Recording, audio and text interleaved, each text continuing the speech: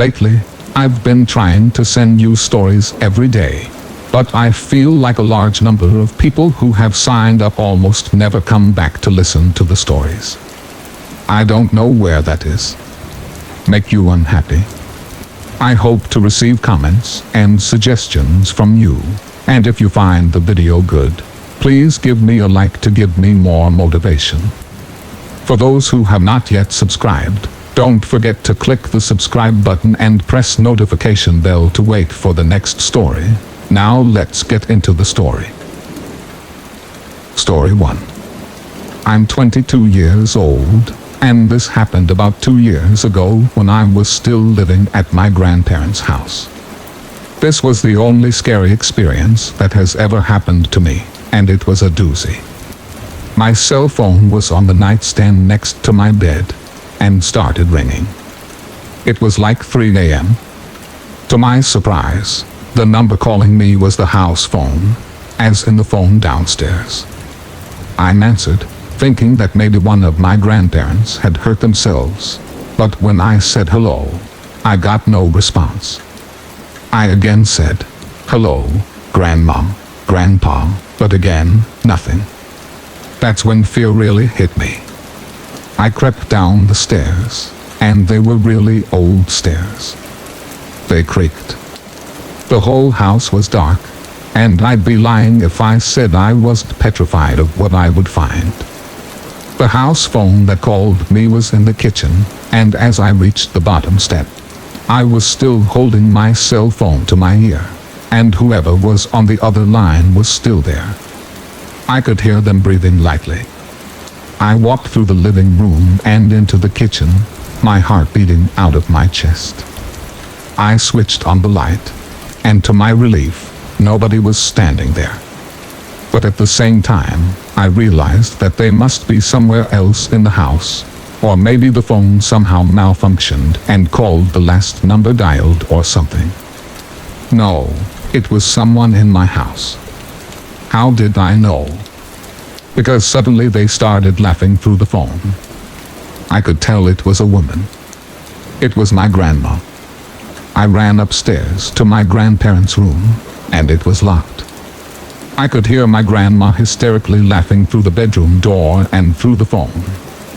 Panic hit me.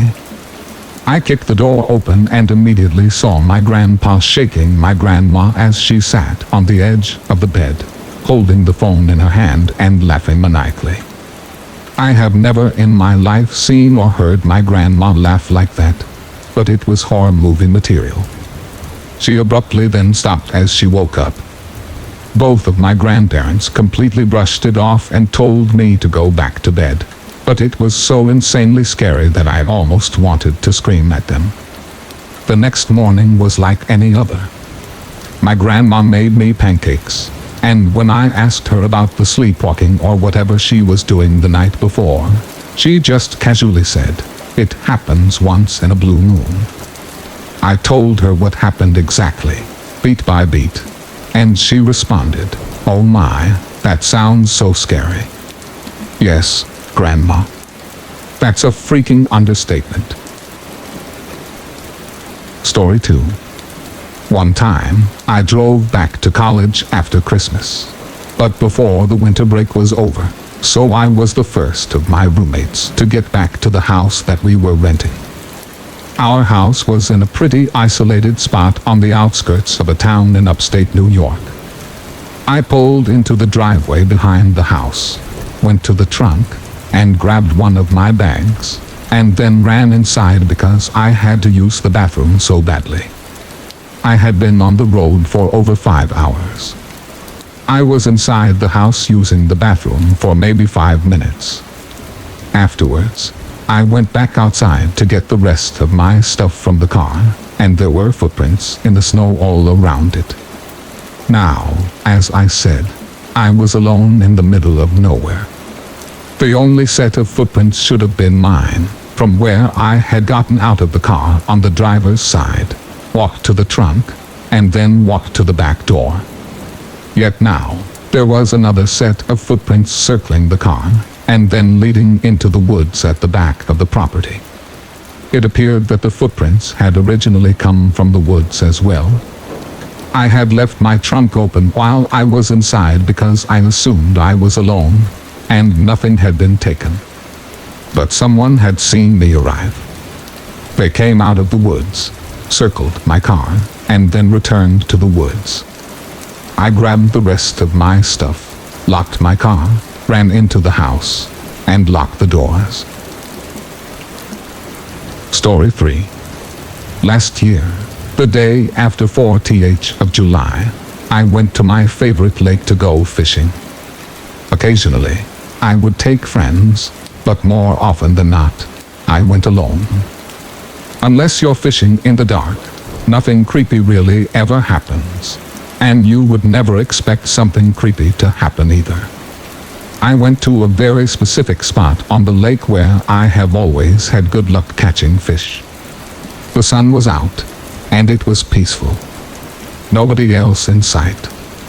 That's what I really love about this lake. It wasn't too popular like some others I have been to.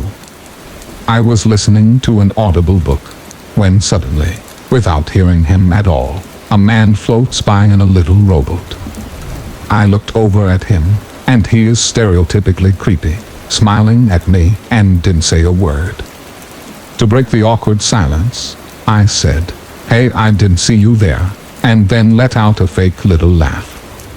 The man said nothing and just floated by. I brushed it off as he was leaving my immediate vicinity, but was once again taken by surprise when he turned around about 20 yards away and began heading towards me again. He was rowing, so it was gradual. But man, I cannot tell you the creepy feeling that came over me. I thought for sure that he would say something this time, or do something, but he floated by and said nothing once again. I have a short temper, and I got a little pissed off and said, "Do you need something, bro?" He just smiled at me. After that, I had had enough. Dude, get the hell away from my boat.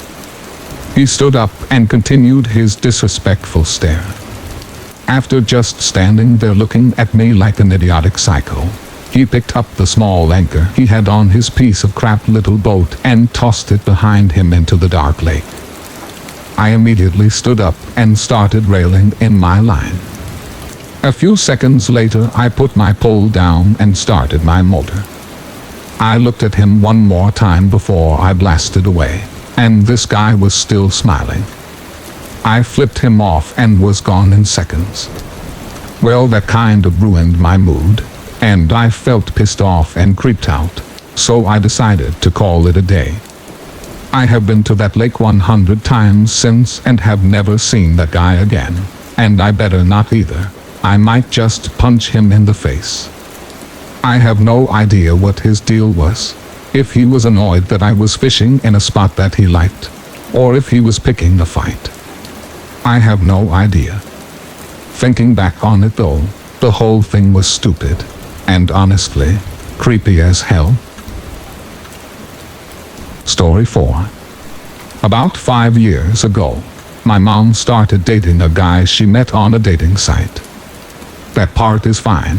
I had recently started dating this woman who would later become my wife, and we had met online.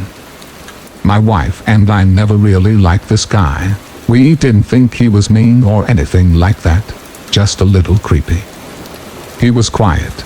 He kept his eyes closed a lot, and occasionally said odd things, like offering my wife a chocolate, and then popping one in his mouth, closing his eyes, and moaning as he let it melt in his mouth. One time my wife and I were visiting my mom, but she got called into work, so we waited at her house. Her boyfriend was over, but he spent the entire several hours just hanging out in her bedroom with the door closed.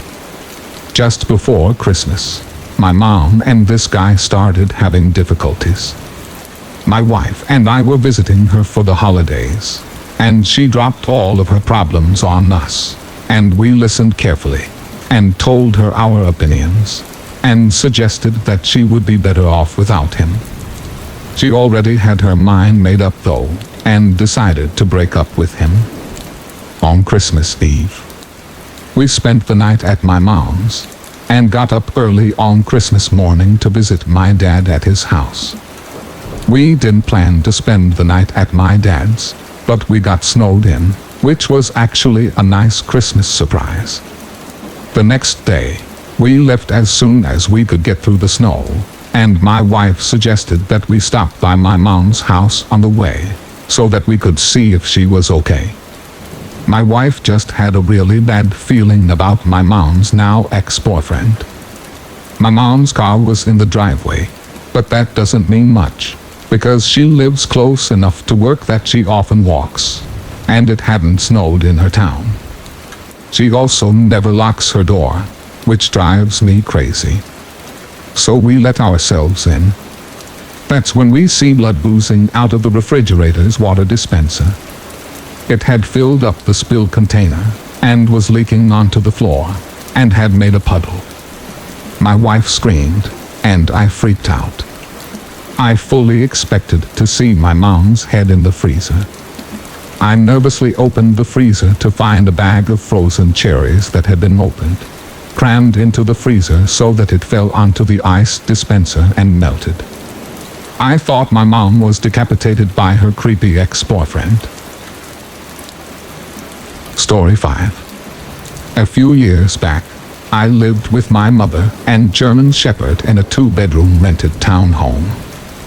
I got home from work one day and went about my daily routine. When it came time to eat dinner, I knocked on my mom's door to come and eat. I smelled cigarette smoke and heard her grunt a response, so I went back down and ate alone. Fast forward to about 2 a.m. I am awoken by someone holding my hand and gently shaking it. I immediately shoot straight up and look around. My dog, who is overly protective and sleeps with me every single night, isn't in bed.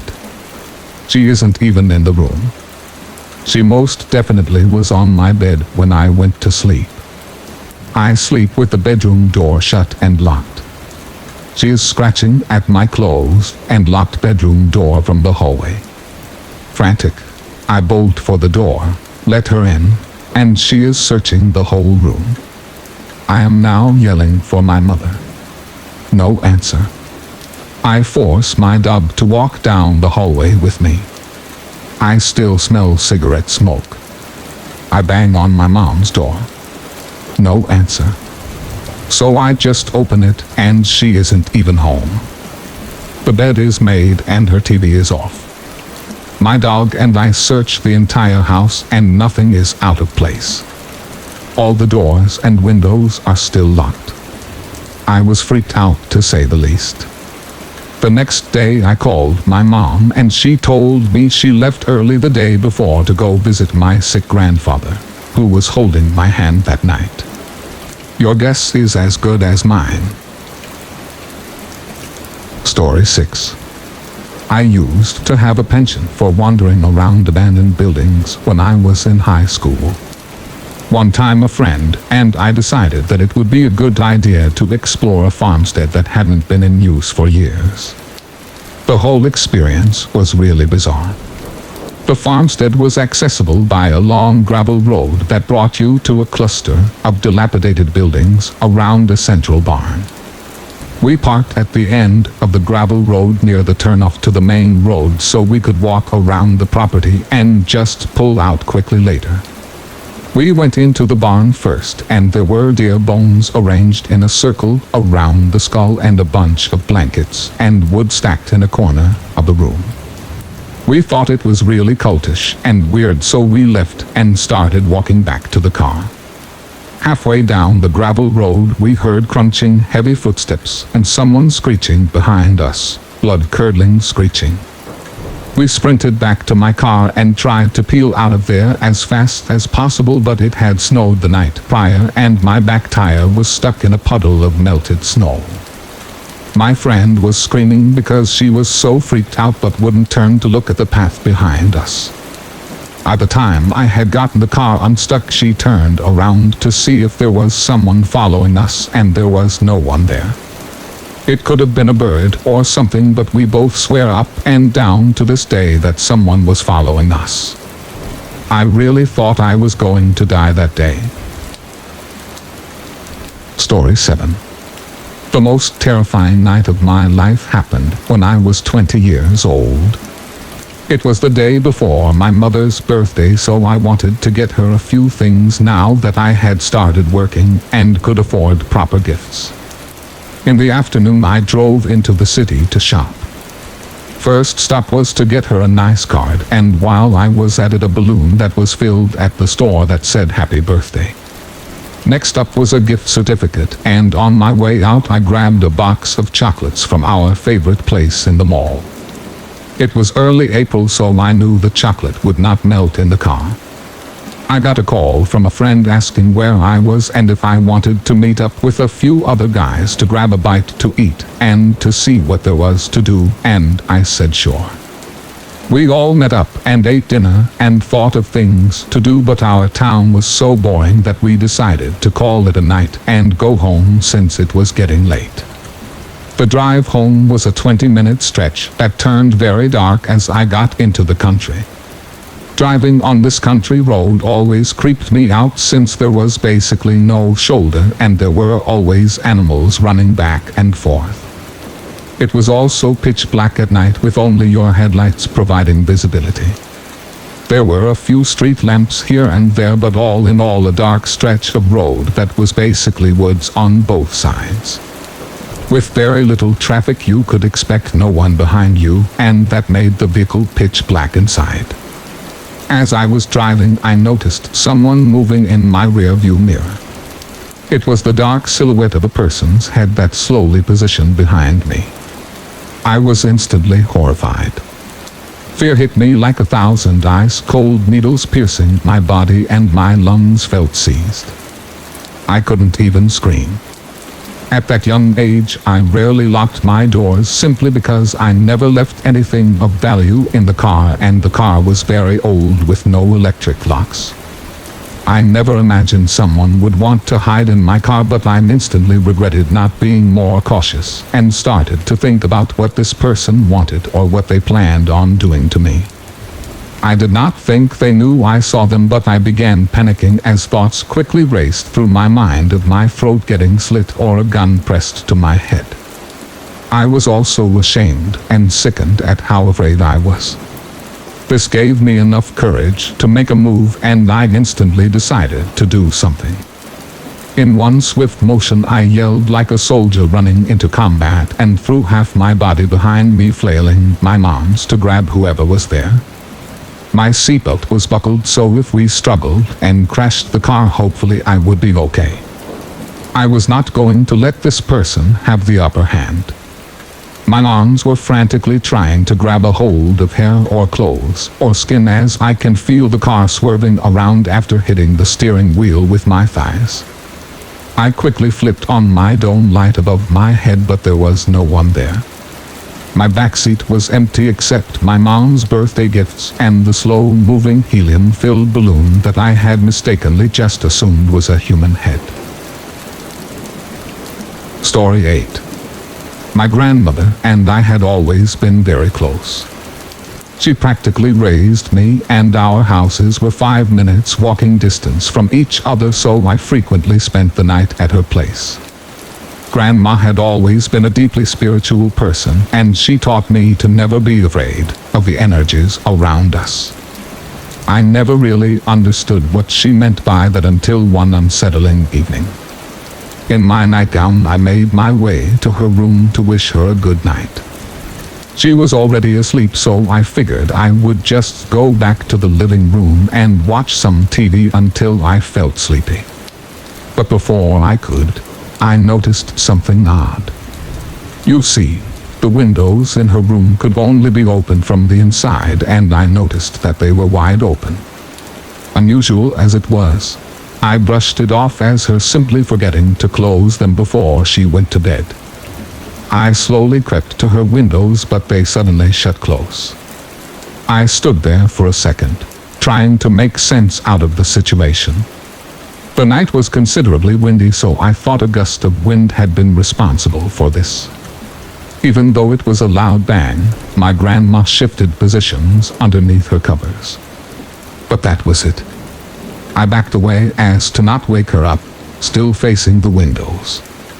You can imagine my face of sheer terror when seconds later, the windows flung wide open.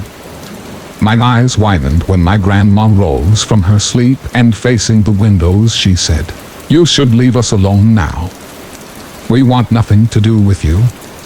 I panicked, not knowing how or having a proper explanation. My mind just went to thinking it was somehow an intruder. So I ran to her closet and rushed outside with a flashlight and my brother's baseball bat and yelled to whoever was bothering us to go away because I was going to call the police. But nothing. There was nobody around and it was impossible the intruder had already fled the scene. I surely would have seen something or someone. But then I noticed Grandma's dogs weren't barking. The night was quiet. I went back inside and my grandma had already gone back to sleep. "Grandma, wake up, wake up. Aren't you scared?" I asked. "I told you to never be afraid of the energies." She calmly replied. I couldn't sleep a couple nights after that and sleepovers at her place became less frequent after that night. Story 9. My friend asked me if I would go to her house after work and feed her dog as she would not be home until 3 a.m. or so. I arrived at her house at 8:30 p.m. and got the key that she had left under the mat to unlock the door. Once I unlocked the door, I turned off the alarm and put the key in a white bowl by the door, and I am 100% sure I put the key in that bowl. I fed the dog and played with him for a little while and then went to lock up the house again and leave. But the key was gone. Just then, the dog started furiously barking and ran full speed out of the kitchen and up the stairs. He just sat there at the top of the stairs growling. The feeling that came over me at the time was so strange. Eventually the dog came down after I called him and I looked for the key. It was literally nowhere. I ended up finding a spare key that worked, so I just locked the house and left. I told my friend and she looked daily for about a week, and then one day she said she randomly saw the key sitting in the bowl. Story 10. Let me preface this by saying that I realize that camping alone in the middle of nowhere isn't the smartest activity a person can engage in. I've lost count of the times that well-meaning busybodies have lectured me about it, but frankly, I just don't care. You see, all of my life, I've done things that I don't particularly want to do. I went to school, I got a job, I pay my bills. Camping, the stillness and the solitude of the forest at night gives me joy, and joy seems in short supply most days. I never felt afraid in the woods, no matter how remote. I only ever felt calm, peaceful, like I was doing what I was always meant to do. That doesn't mean that I never took precautions. There are 3 things that a solitary woman needs in the woods: a good first aid kit, a good compass, and a good dog. I always went out with all 3, and I always thought that those things could keep me from whatever might be out there in the forest. I was wrong, of course, but just because I only ever considered the living threats. The last camping trip I'll ever take started out normally. I had planned a 3-night loop through a stretch of woods I had never been to before. Due to the unfamiliar and remote terrain, and the fact that I wouldn't be following an established trail, I was only planning on hiking about 8 miles a day before setting up camp each evening. That way I wouldn't ever be too exhausted to make good decisions, and could generally enjoy my new surroundings more thoroughly. I loaded up my pack with all the supplies I'd need, told my parents where I'd be, and when I'd return, and headed out to a part of this state that was completely foreign to me. I arrived at the forest early in the day, and parked alongside a deserted stretch of gravel road. I could see no sign that the road had been driven down in quite some time, and the thought of having this whole section of woods to myself filled me with a moment of glee. That moment intensified when I opened the passenger side of my car to let Susie out.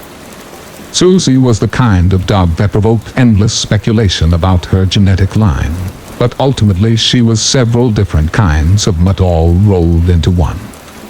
Though not particularly intimidating to look at, Susie was loyal and protective. I wouldn't go on a hike without her by my side, and she was never happier than when she was walking along with me. Susie gave me confidence that I could handle whatever the wilderness threw my way. With my pack loaded high and heavy on my back, Susie and I headed out into the woods. The route I had chosen was rugged and varied, and often I had to stop to check my map and compass. I had opted to walk along the ridge line the first day, and found that the way was a gauntlet of loose rocks and fallen trees. There was no sign of humanity there, no empty bottles or trailblazers to pull me back into civilization. Despite the hard going, it was paradise. That evening, I set up camp at a clearing near one of the higher ridges. I turned in a bit earlier than I had originally wanted, driven into my tent by the bite of the early fall air. Susie snuggled in next to me as I zipped myself into my sleeping bag. Before I knew it, I had been lulled into sleep by the chorus of chirping night insects around me. I woke up in the early morning hours to silence. A glance at my watch showed that it was 1:45 am, too early to be anything other than dead asleep. The full moon above illuminated the night, and I spent several seconds watching the shadows of the tree branches dance across the top of my tent. It was downright cold by then, and I zipped my sleeping bag more tightly. I looked at Susie, still laying next to my body. Her eyes were open and focused on something beyond the tent. The wind must have woken her, too. I closed my eyes, hoping to fall quickly back to sleep. When I felt Susie growl against me, I murmured a reassurance. It's probably just a deer, pup. Something, though, didn't feel right. Susie wasn't the type of dog to growl at passing animals. In fact, she lived her life as though other creatures were curiosities at best, and distractions at worst. The only time I'd heard her growl like that was 2 years ago when a black bear came shuffling down the trail and caught us off guard. In a weird way, the thought of a bear outside the tent was a relief. My bag was hung from a tree, and bears in this part of the country weren't known to be aggressive. I stroked Susie's fur and waited for the animal to sniff around the campground, determined that we weren't that interesting, and then leave. I strained to listen, but all I could hear was the sound of Susie's growling, so low and constant that it could have been a purr. I waited for what seemed like hours, but never heard the animal outside. As the morning went on, Susie's growl was turned into soft whimpers, and I let her crawl into my sleeping bag with me. The sleep that came was fitful and interrupted by strange nightmares, but the morning sunlight eventually made its way into the tent. You may be wondering at this point why I didn't turn around and walk right back out of the woods to my car and back to civilization. Well, the simple reason is that I wasn't worried. So I thought. A bear came around the besides. I'd be another 8 miles away by the time night came around again. I packed myself up, had a leisurely breakfast, and set out again. The morning's hike was uneventful and beautiful, though Susie stopped disconcertingly close by me, neglecting her usual explorations and mouth ajar with anxiety. Every time I tried to pet her, she stiffened. So I let her be and continued walking on. We stopped in a quiet clearing for late lunch, more than 6 miles into the day's hike. It wasn't until I was packing up to leave that I noticed it. The silence was total in this clearing. No birds, no chichatas, no rustle of leaves where squirrels leapt from tree to tree. It sent a chill down my spine, and I noticed Susie watching the woods ahead. "Let's get out of here, girl." She looked up at me and whined. When we arrived at the edge of the woods, I immediately saw why there were no bird songs. Their little feathered bodies lay on the forest floor, dotting the fallen leaves with reds, blues, whites, and yellows. I poked a bluebird with my hiking stick, turning it over, looking for signs of predation or illness. I saw nothing strange other than the mere fact of the lifeless body itself. I expected to need to call Susie to me. Birds were a favorite snack, but she had backed up behind me, another low growl escaping her curled lips. I stepped back to her and clipped a leash to her collar, fearing that she might run, or that I might. The woods remained dead silent. My heart had frozen in my chest, clenched tightly but somehow beating forcefully at the same time. Something was very wrong, and I needed to get out of this forest. I stood where I was and tried to think. I was 14 miles from where I parked my car if I went back the way I came. Given the terrain, I knew I wouldn't make it back before nightfall. I had in my pack a compass and map. I could try to map a new route, one that might take me back faster, but there was no guarantee that I could find my way before dark either. I was at the halfway point of the route, and I had to make the decision, keep going or turn back. I thought back to the campsite the night before. Something was out there. Maybe it was just a bear, but maybe it was something else. The thought of going back to that spot to sleep made me shudder. I knew that I needed to keep going. I'd get as many miles as I could during the rest of the daylight hours, get a few hours of sleep, and then finish tomorrow, ahead of schedule. I just had to make it through another night, and I'd be back at my car. I steadied myself and forged ahead. Susie, tense beside me, hackles raised. The miles melted behind us. There were no stops, no breaks to look at flowers or have a snack. Just the constant sound of my boots striking the ground to break the unnatural quiet. Birds littered the ground, and when I came to the next clearing, I had to step carefully through a mass of bodies where a flock of starlings was downed. As I walked, I kept an eye on the trees around me, but saw no movement, only that awful stillness. Slowly the light began to fade.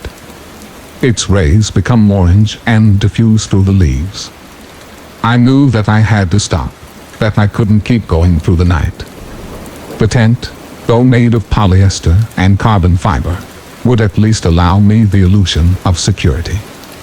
I found a clearing, mostly devoid of dead birds, and set up camp. Susie whimpered, "It's okay, girl. We'll be out of here tomorrow, I promise." I was in my tent before the sun finished its descent behind the trees. Hand wrapped tightly around one of my hiking poles, and Susie next to me. Whatever was out there, I just hoped it would leave me alone. I drifted in and out of consciousness, the strain of the day overcoming me in waves, before the nightmares pulled me back into the world. Susie didn't sleep at all, as far as I could tell. She just lay there stiffly, every so often emitting another low growl and licking her lips nervously. When I was awake, I listened. The wind moved the branches above me, but nothing else made a sound. I mentally clung to the creaks and groans of the trees, something familiar and reassuring in this strange place. Eventually, though, that too became twisted and bizarre. The branches began to sway above me ferociously, casting shadow fingers across the top of my tent. The wind, however, sounded as if it were dying down. It was as if the branches were moving on their own. But of course, that couldn't be. I sat up in my sleeping bag, freeing my arms and drawing Susie in closer to me. The warmth of her little body and the feel of her breathing gave me comfort in the moments before we both heard it. A crunch of footfall, right outside, made Susie lunge for the tent door. Frantically she began clawing at the fabric, whining and snapping her teeth. I tried to hold her still, but she was fighting me at every turn. When the fabric ripped, there was nothing I could do. She bolted into the night. I heard her yelp seconds later, and the silence returned. Before I could even process what had just happened, the tent began to shake. The tree branches, once just shadows upon the surface, now grasped and raked against my tent, tearing gashes along its seams. I fought my way out, still clutching the hiking pole, but hopelessly aware of how little good it did. I emerged into the little clearing of my campsite, my ruined tent illuminated by a full moon. The trees were motionless, just as they should be, but I couldn't shake the feeling of being watched. The hairs on the back of my neck stood to attention, though the air was still. The only thing that I could hear was my own ragged breath and the quick percussion of blood through my ears. I backed slowly into the bark of the nearest tree, feeling totally exposed in the clearing. Minutes passed, or maybe hours, but the silence continued. Around me the shadows morphed and writhed as the moon made its way across the sky. My eyes saw things that were not there, and the cold began to seep into my bones. I could think of nothing else to do standing alone and vulnerable in the night, so I started talking, at first to myself, and then to whatever was with me. Please, I'm sorry. I choked back giant ugly sobs. I didn't mean to disturb you. I didn't know. I'm leaving, I swear. Just one more day and I'll be gone. Please, please, please, became a mantra, a point of focus for my ever-unraveling mind. Instead of looking for forms in the shadows, I instead centered my thoughts around the word, how it felt in my mouth, and how it sounded hoarser and hoarser as the night went on. By the time the gray morning light began to seep through the trees, I was numb. I was numb from fear, from cold, from grief. I was unsure if I could find the strength in my legs to hike out of this place, but I did. I left my tent where it lay in tatters and started into the woods alone. The rest of the day barely registered with me, if I'm being completely honest. I remember the silence, the feeling of being watched, and please, on my cracked lips. When I finally made it back to my car, I didn't even have the energy to cry. Sometime later, when I felt well enough to revisit my experience, I looked up at the forest, this corner of nowhere, online. I read stories about the isolation in the wilderness of the forest, about logging crews who had abandoned their machinery, about how the trails had become overgrown and useless. I had seen these stories before my trip, and they excited me. The solitude of it all, the remote, rugged terrain that had driven the less adventurous away. But now I had context. I'm understood. The forest wasn't for me. It wasn't for any of us. And it made sure that it would always be that way. Story 11. This happened in 2011 to 2012. My boyfriend at the time, John, and I were 19, and we had just moved in together. Both away from home for the first time, we were ecstatic. We picked a first-floor, 2-bedroom apartment so that we would have space for a roommate in a large complex near our college, thinking it would be perfect for us. The first couple months were idyllic. We felt safe enough in the area to go on nightly bike rides to get snacks. And then we started having problems. First, our crappy little car was broken into. The window was smashed and the GPS was stolen. We reported it to the police and informed our apartment complex. The landlord's response was a compassionate, "That's not our fault." A couple of weeks later, we were laying in bed, when out of the corner of my eye, I saw a shadow dart past the window. Our bed was right underneath it. I jumped up and looked at the closed blinds, only to be greeted by the crouching silhouette of what looked like a man in baggy clothing and a beanie. He appeared to be trying to listen for any movement, possibly trying to see through any crack in the blinds. I was too terrified to look out the blinds, but John did, and told me he couldn't get a good look at him. Our presence didn't seem to deter the figure at all. He called the cops and waited. The guy finally took off after 15 minutes of just crouching at our window. An officer arrived an hour after we called and said he would do a sweep of the area, but he had already been gone for 45 minutes by then. This guy, well, I assume it was the same one, showed up a few times a week for months, no matter the temperature, no matter the weather. We called the cops each time, but to no avail.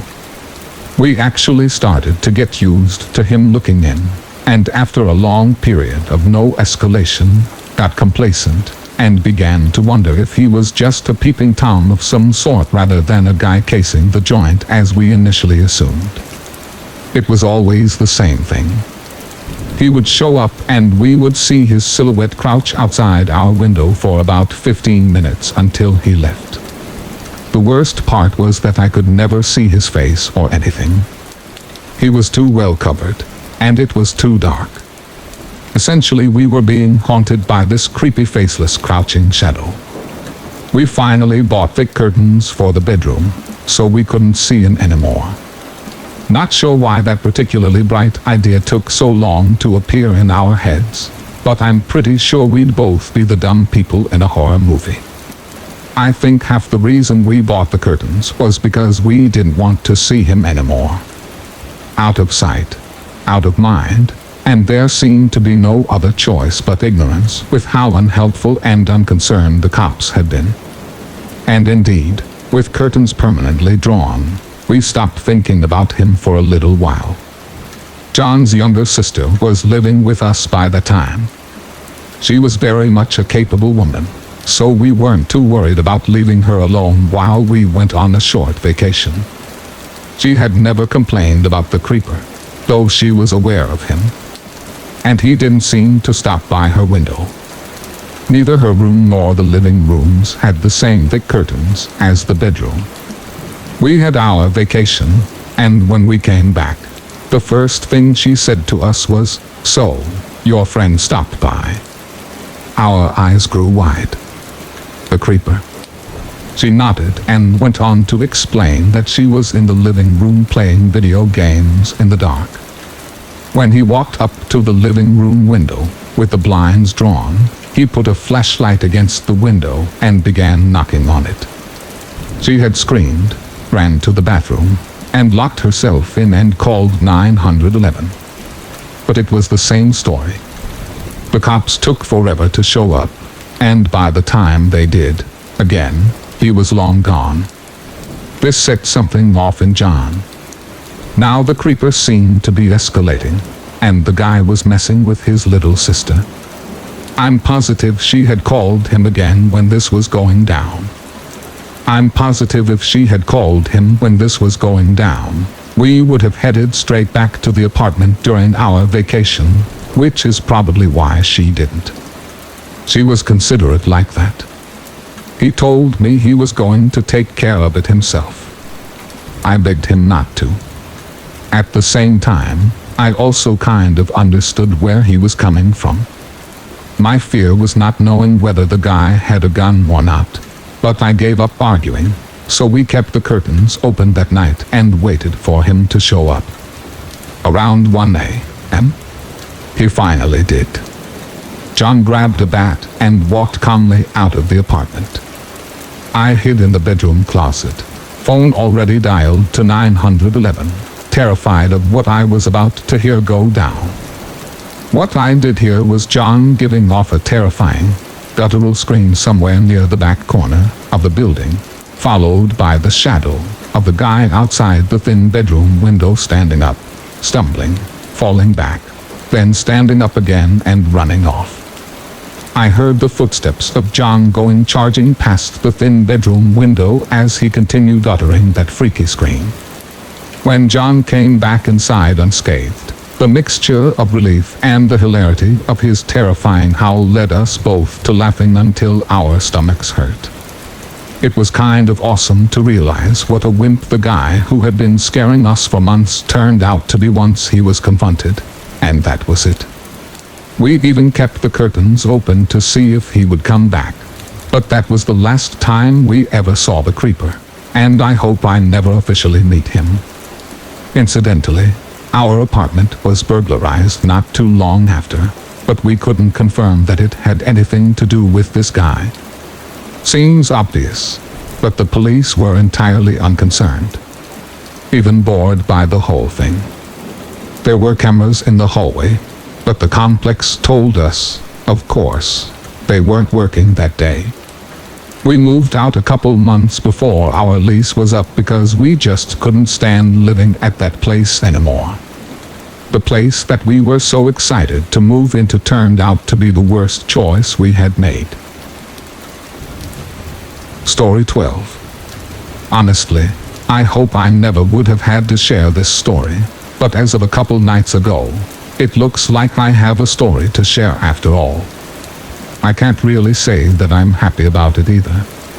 To start, it was around 9:30 at night, and my husband and I have an English bulldog that desperately demanded to go outside, so we just grabbed our phones, grabbed the cleanup supplies, and set out walking her around our apartment complex for her to do her business. The first leg of walking her around went perfectly normal. Then, as we reached the stop sign in the parking lot, we noticed a couple of headlights behind us. We immediately walked to the side of the road, just out of the way of the stop sign to permit the car to pass us since we didn't want our dog being spooked by their vehicle. She's fairly skittish and will dart off if she's scared. This was the first sign of trouble. Instead of pulling past us, the car stopped behind us. The driver rolled down his window, and there was a short pause. I remember that I instinctively had a bad vibe about this. The first was because if they were lost, had a question, or anything of that nature, then they would have immediately spoken to us as soon as they rolled down their window. The second was that I caught a glimpse of two people in the vehicle, a male driver and a female passenger. I didn't get a good look at their features, but what set me off was their intense focus on me. They didn't address my husband, or so much as even look at him. At that point, I did something I used to do in college if I felt uneasy. The parking lot is open, and we were right by one of the many dog parks with parking spaces surrounding its fence line. So I walked over by the fence and used the parking vehicles as a physical barrier between us and this car. My husband followed after me with the dog. By this point, I just sort of thought that maybe I was overreacting, but I wasn't going to stop to find out. Then they started following us. They didn't roll past us or call out. They just left the window down and kept driving forward and stopping to keep pace with us. Those parked cars were our saving grace at that point.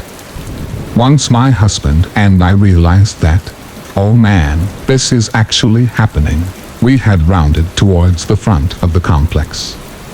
The mailbox area is open, but just behind that is a network of pathways that snake between buildings. This complex was built in the 70s, so there isn't much uniformity among the building locations or walkways. This was another advantage for us. So my husband and I make a quick run behind one of the buildings and started trying to make our way through those walkways. There are a couple of periodic breaks where the paths become visible between buildings, and every time we reach one of those breaks, those people were right there. I think it happened about 3 times before we were able to get to the walkway just behind our building and circle around to avoid them seeing which one we lived in specifically. At this point, they'd driven to the far side of the parking lot, looking like they were searching for us. But because of how we'd wound through the final stretch of those paths, they could no longer find us. We did call the police after we made it inside to report suspicious activity.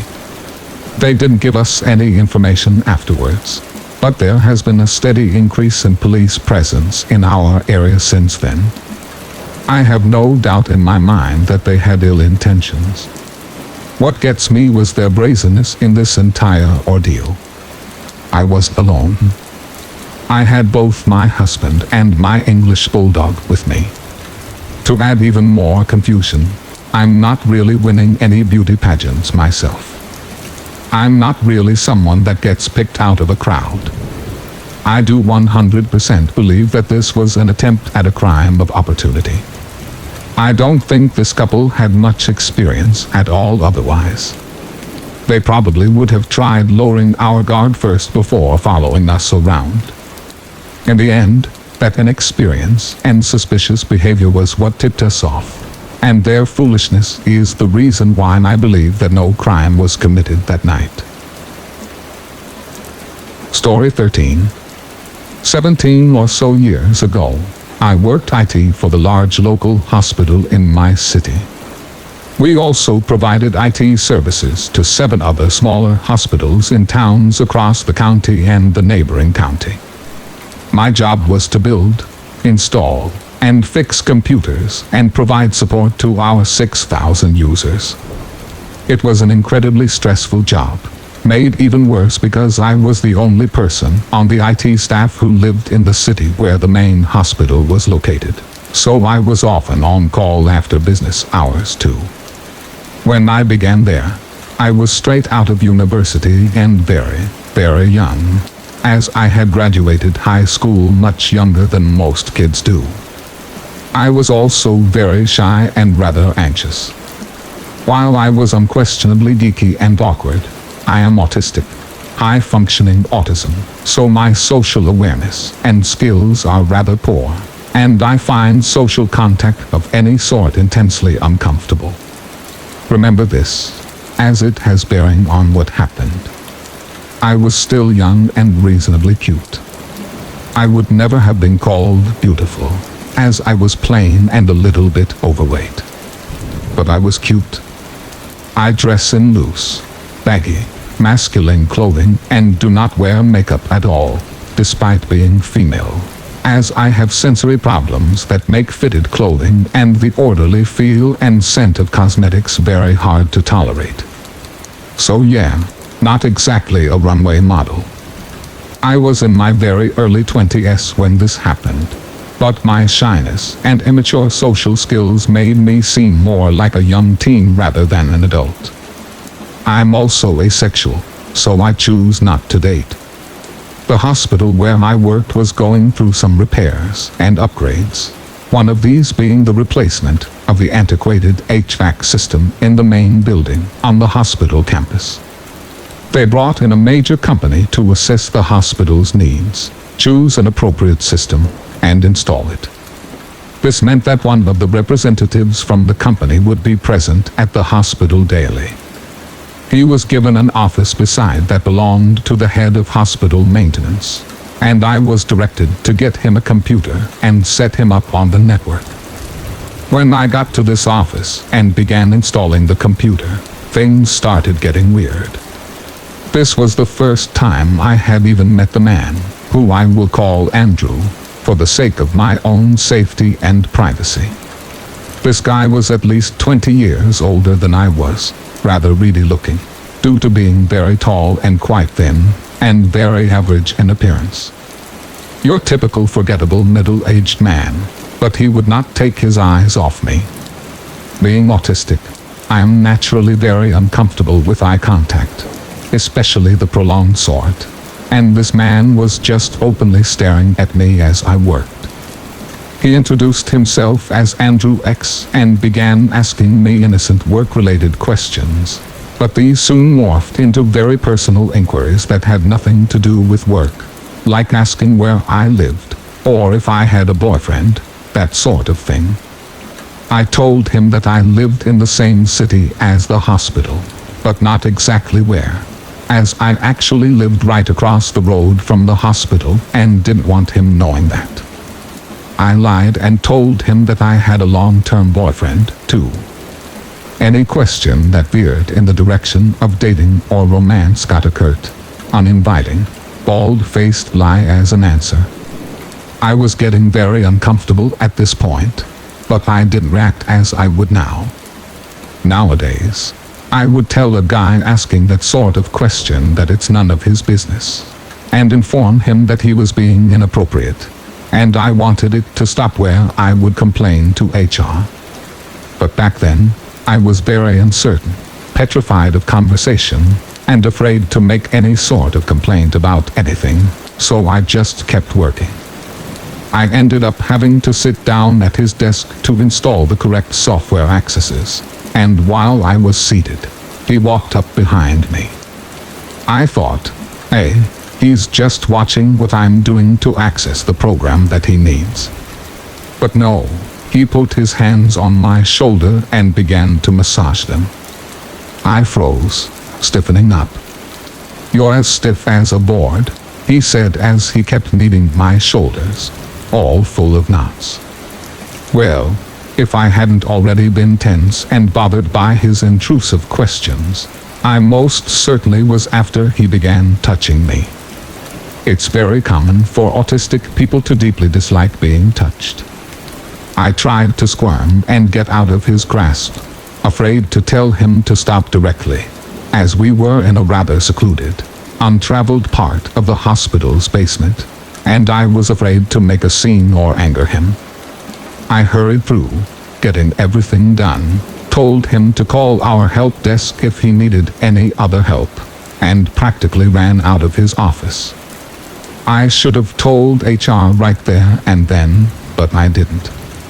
It was creepy, yeah, but I didn't think HR would be any help.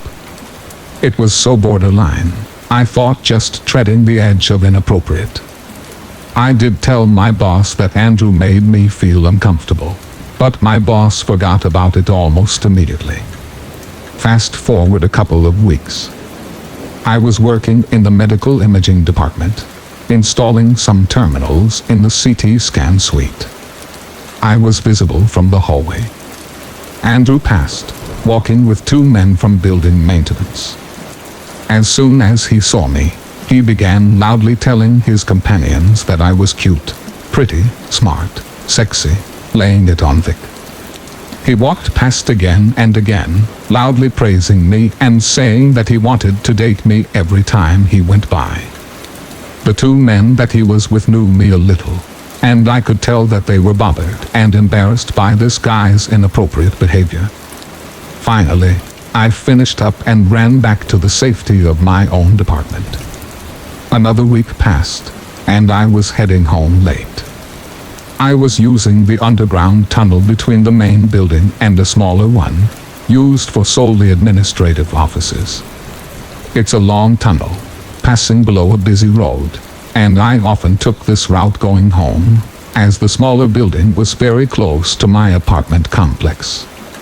I heard someone call my name and turned to find Andrew hurrying to catch up to me. It was after hours, and the corridor was otherwise totally empty. I didn't want him finding out that I lived right beside the hospital.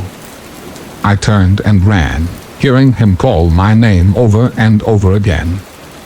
Being younger, I was faster, and I managed to find a good hiding spot in the administrative building without him knowing where I had gone. I had hidden myself into a network hub closet, behind the tall rack of networking equipment. I had locked the door behind me, thankfully, as I heard him walk up that hallway, trying the doorknobs of locked offices, calling my name as he proceeded. He jiggled the doorknob of the door of the hub closet as he went by. I remained there, silent and still, long after I heard his last yell. After I was sure he had gone, I snuck out and raced home. Things calmed down for a bit after that. A few months went by without me having any contact with him, though I still saw him around the halls of the hospital more often than I should. I vaguely wondered if he was trying to follow me, but there was nothing conclusive enough to prove it one way or the other. Then came the scariest part. I was working in the part of the hospital that had been patient rooms, but was being remade into offices.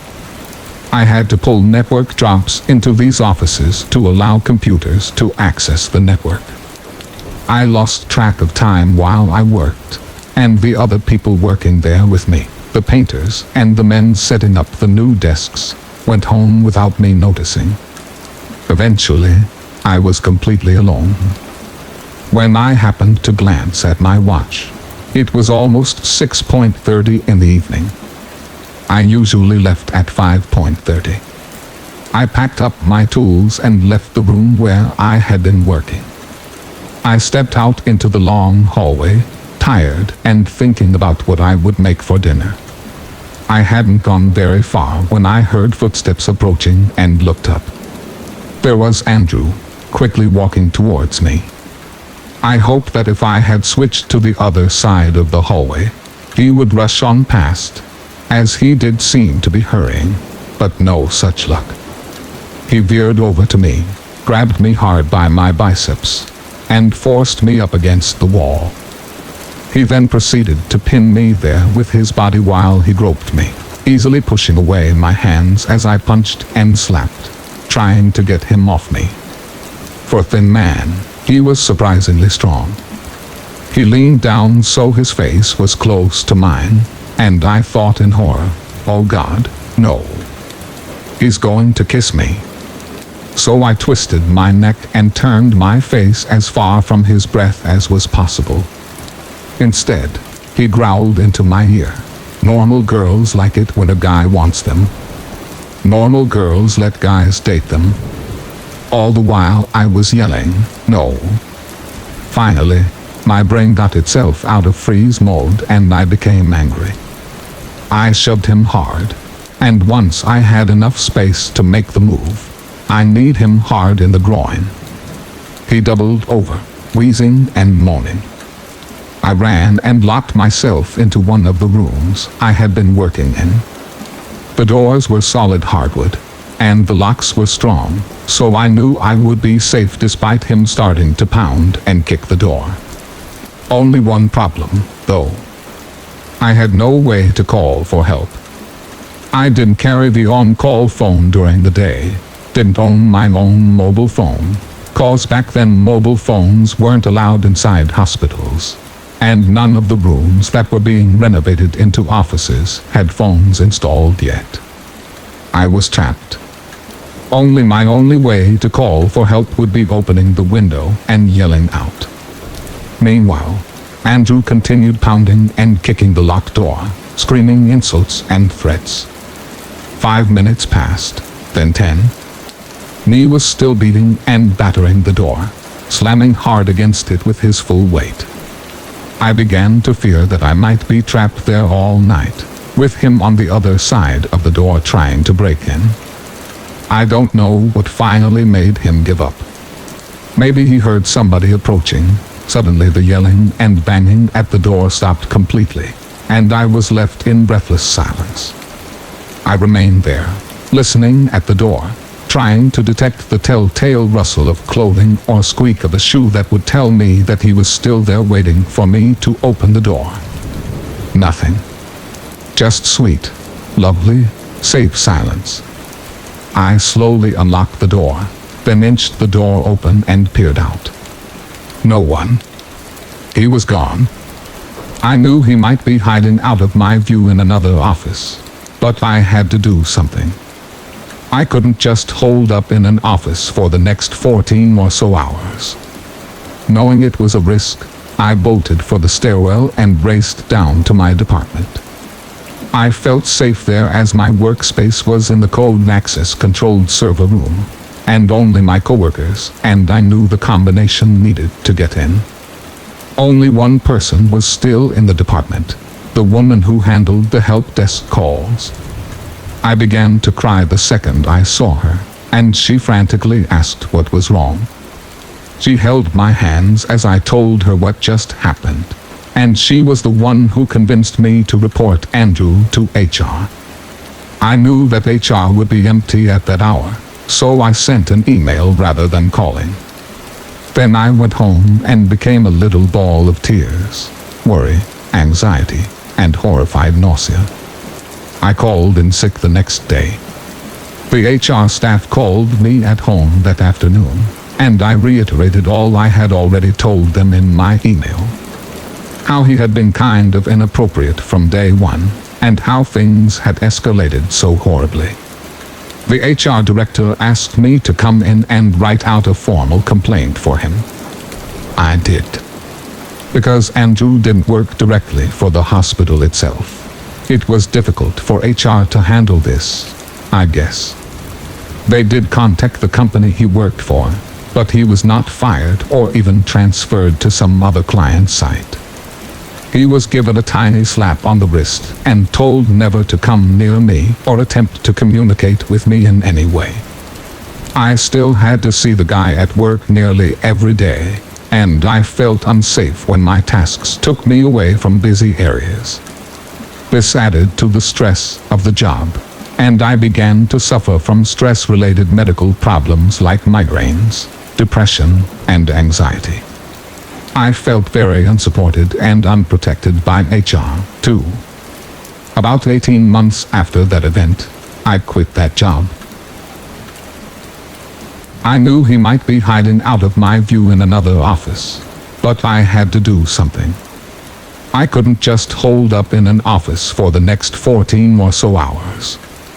Knowing it was a risk, I bolted for the stairwell and raced down to my department. I felt safe there as my workspace was in the cold access controlled server room, and only my coworkers and I knew the combination needed to get in. Only one person was still in the department, the woman who handled the help desk calls.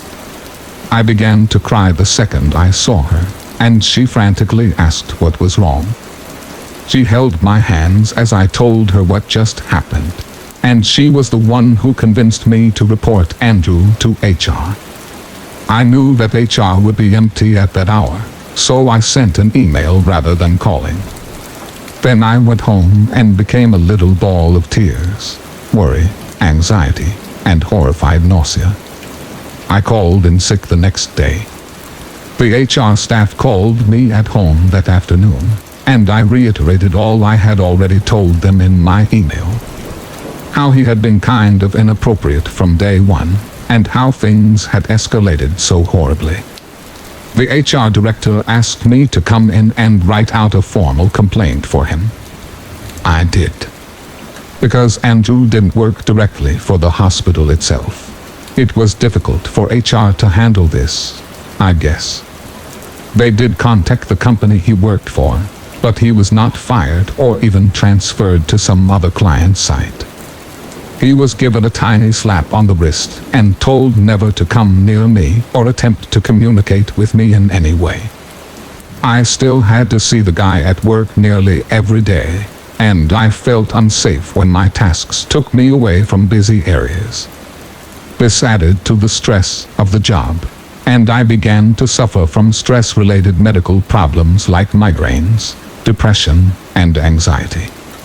I felt very unsupported and unprotected by HR, too. About 18 months after that event, I quit that job. Story 14. This is a long story about all my paranormal experiences growing up. My childhood home that I lived in until I was 20 was haunted. Nobody in my family believes me except one of my brothers who recently passed away. My house was right down the street from a cemetery that I could actually see from my bedroom window, and that may have had something to do with the haunting because nobody had passed away in the house, and the previous owners built it. My first experience was when I was probably around 5 or 6. My oldest brother was with me when he was 12 or 13. We both woke up late at night and decided to get a midnight snack. And as we went into the kitchen, we saw a hooded figure walking circles around our dining room table. We promptly noped out of there and went back to bed.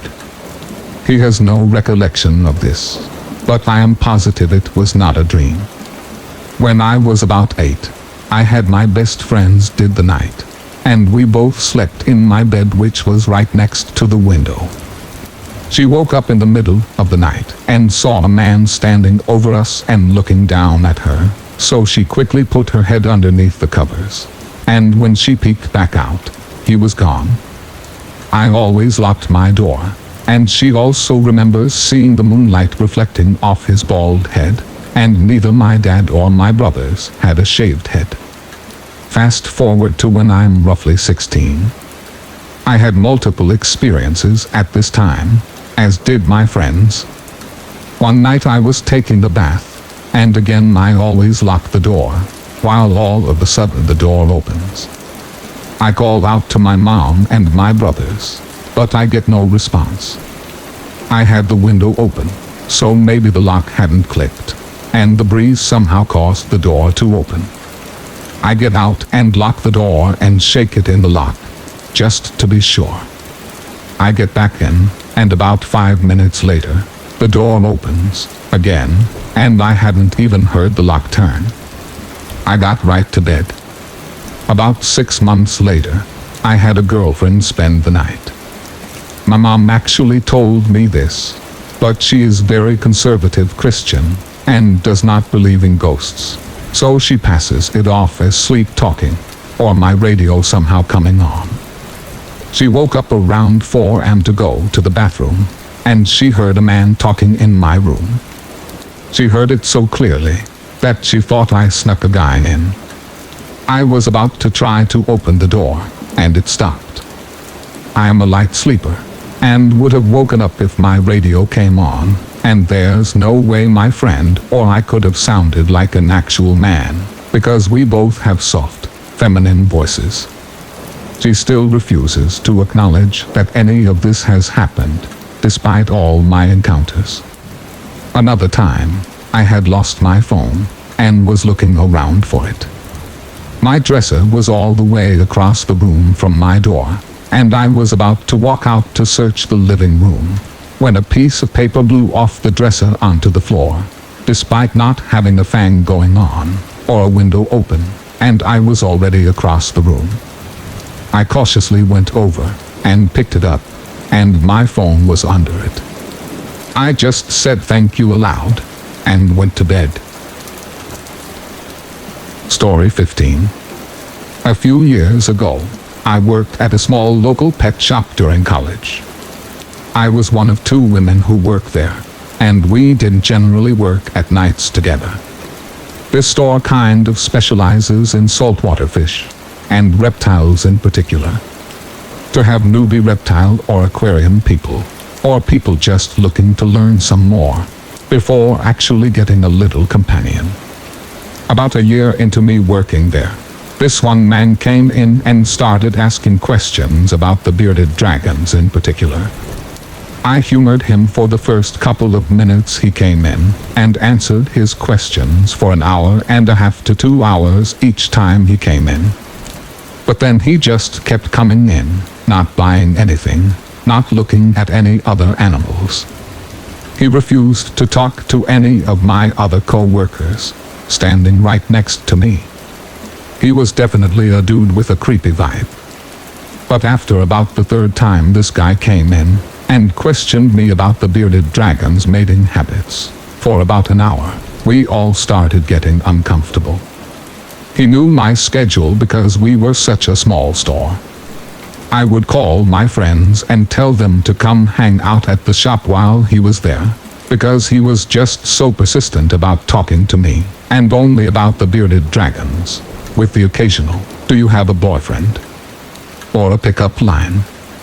I told him that I wasn't interested each time, and told him I had a boyfriend, even though I didn't.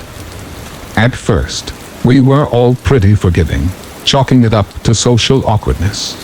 But it started to get scary when he would come in, look for me, not find me, but he found my car, which was significantly damaged, and obviously my car back then, and he would just hang outside the shop. My bosses and managers started telling me to hide out in the back, employees only, rat mouse room, when he'd come in. My friends were weirded out. I was getting very uncomfortable around him, and my coworkers were actively trying to curb his enthusiasm for coming in, but I ended up just quitting the job.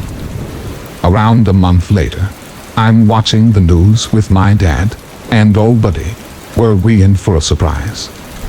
This same guy had been escorted off his ex's property in a local town by police, came back to the house the same night, and murdered her. When she didn't show up for work, her coworkers called for a welfare check. Police got there, he answers the door and tells them that his name is Zeus. It most definitely was not his real name. He lets them to police, and they found her body in the bathtub, in a tarp. They also found bloody plates, silverware, and pans in her sink. He had cooked and eaten parts of her heart, liver, and brain. He's still waiting for a trial in her state, and his interviews and clips of news people questioning him while the police were escorting him to the court are just bonkers. He tried to claim demonic possession at one point. He had previously murdered 2 people and been released from prison before moving to our area. Trust your instincts about people you interact with. People are wild. Story 16. I was around the age of 13 and staying at a friend's house for New Year's Eve. She lived out on a farm, so there weren't many houses around where she lived. We were sitting on her bed, and I happened to notice her dog running into the darkness outside. He was barking, but I thought he must have been barking at a fox or something. I didn't think anything of it until a few minutes later, when I see him in my view again. He was growling, and then I saw what he was growling at. There was a woman trying to hit and kick him. I told my friend that there was someone outside, and she thought I was joking. My friend turned around and realized that there was actually a woman out there. She ran to her dad and told him about it.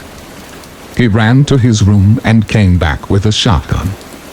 It's safe to say that my friend and I were scared, and he didn't even seem like the type of man to own a gun. Her mom heard the commotion, and they both went outside to the woman. Keep in mind that this is well past midnight in the country, so it's very scary to see a random woman outside attacking the dog. My friend's mom invited the woman inside because she seemed distressed. She offered her a glass of water and said that she would call the police.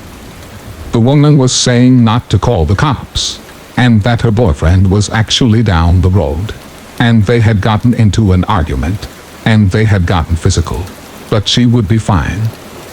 Brian grabbed his car keys and said that he would be back, and he was going to see if the boyfriend was still there. The woman told him that she would come, but he said no. This is the scariest part. As he was driving down the road, he saw the car, and as he was driving up to it, his headlights lit up a bush, and there was a man standing there, trying to hide. Brian quickly turned around and drove back to the house. He told her that he was going to call the police, and she needed to stay inside until they arrived. At this point, he thought she was a victim, and felt sorry for the woman. She ended up just getting up and saying that she was fine, and left, even though my friend's mom was trying to get her to stay and wait for the cops. They came out and took a statement. Then they told Brian that there has been a lot of car thieves lately in this manner, where someone would knock at night and get the homeowner to help, and when they would get near the car, the man would come out and rob them, stealing the car. The cops searched around the area for this couple, but they never found them. As 13-year-olds, this was such a scary experience, and just so unexpected. We still bring it up to each other, now that we're in our 20s, just amazed that there are people out there with such malicious intent. Story 17. My parents live next door to a small red house. Our backyard faces a side of their house, which has a deck and 2 large windows. Around front, there are always at least 3 cars parked outside. Oddly enough, in the 10 years I lived here, I never saw anyone enter or leave. Once when I was 12, I saw a shadow thrown against the far wall that was visible through one of the windows. When my sister moved out, I took her room. A large, open converted space in the basement, which had a door and an outdoor stairwell, which led to the backyard. The door had a small window on it, which my sister covered with a Pulp Fiction poster. I redecorated and replaced the poster with some of those sheer half-curtain things. The way the room was set up, if I was laying in the bed or sitting on the couch, I was facing the door. When I first moved down there, I noticed that sometimes, at night, I would hear the sound of leaves crunching in the stairwell. I chalked it up to my cat, who liked to roam the neighborhood. I had no reason to suspect otherwise, until a few weeks later. One night, when my parents were away on business, my boyfriend and I were sitting on the couch, smoking. Suddenly, he got really stiff, and was just staring at the window. I asked him what was wrong, and he said, "I just saw a camera flash." I kind of just laughed it off, and chalked it up to him being high. Who would want to take a picture of 2 people getting stoned? Still, the seeds of the paranoia had been sown, and it wasn't easy to get settled down for sleep that night. I kept looking at the gap between the curtains. There was no light at the bottom of the stairs, so if someone was really down there, I'd be none the wiser. At around 3, I heard the distinct sound of leaves under heavy boots. Definitely not a cat. I don't know what made me decide. The best course of action was, for me, standing all of 5'3", to confront the potential stalker myself. I didn't even put shoes on. I threw the door open. There was no one in the stairwell, so I ran up the stairs into the backyard. Standing there was a man, in his mid-40s, maybe 6 feet tall, wearing one of those mechanic jumpsuits.